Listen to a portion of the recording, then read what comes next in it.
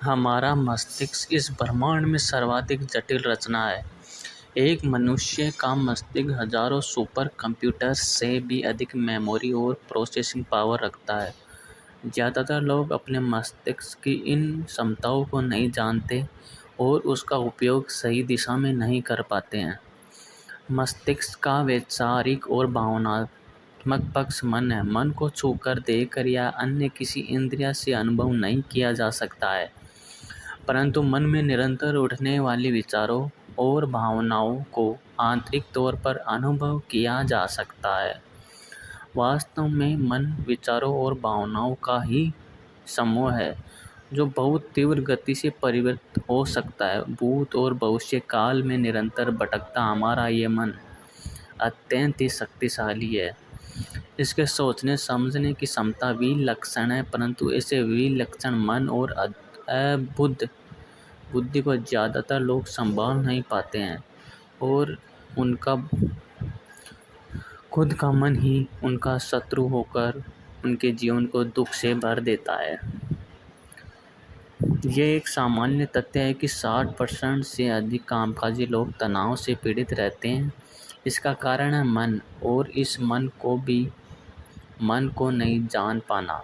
तनाव के अतिरिक्त दुख, हीन भावना, क्रोध, अवसाद, निराश आदि भी मन को नहीं जान पाने के कारण होते हैं। मन को जानने के बाद ही उसको जीतने की प्रक्रिया आरंभ होती है। इस पुस्तक मन पर जीत की रचना का उद्देश्य पाठकों को इस मन में वृत्तियों को समझना और उस पर विजय प्राप्त करने में सहायता करता है। जीवन के अनेक महत्वपूर्ण सिद्धांत और प्रेरक कथाएं अत्यंत ही सारंभित रूप से समझने की चेष्टा की गई है। मन और मस्तिष्क पर गहरी छाप छोड़ेंगे।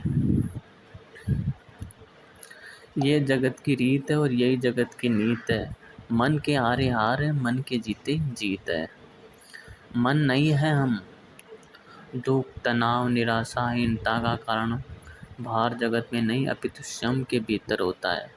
इसका कारण है कि हमारी शिक्षा व्यवस्था और जीवन पद्धति ऐसी हो गई है कि हम अपने मन और बुद्धि पर बहुत अधिक निर्भर रहते हैं और उनसे इतना तादात्म्य स्थापित कर लेते हैं कि एक चीज़ भूल जाते हैं कि हम मन या बुद्धि नहीं है।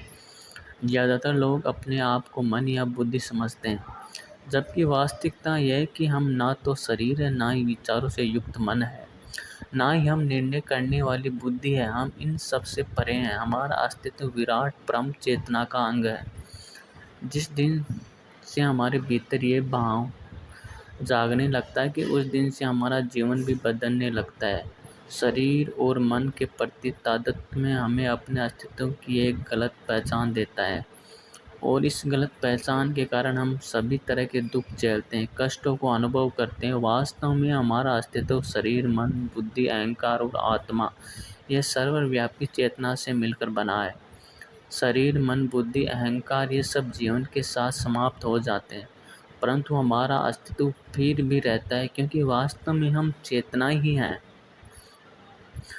हम ना शरीर ना ही मन, हम इन सब से परे एक चेतना है।